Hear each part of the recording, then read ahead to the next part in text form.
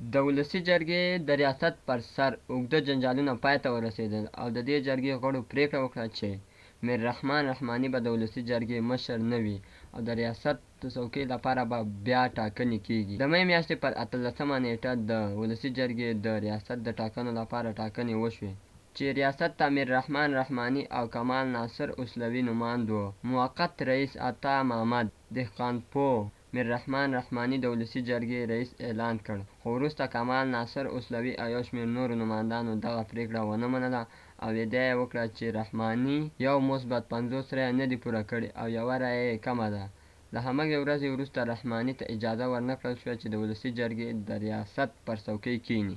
رحماني او پلویانو یې ډېره هڅه وکړه چې د ولسي جرګې ریاست ترلاسه کړي، خو د تاوتریخوالي سره بیا هم په دې بریالی نه شو چې نوموړی د ولسي جرګې رئیس شي، او په دې خاطر هم په اسانه دی تیار نه شو چې د ریاست څوکۍ له لاسه ورکړي. د شمېرل شویو رایو له مخې رحماني باید 140 رایې د ریاست ګټلو په خاطر اخیستې وای، خو نوموړي په 120 رایو د موقت رئیس لخوا د ولسي جرګې رئیس اعلان شو.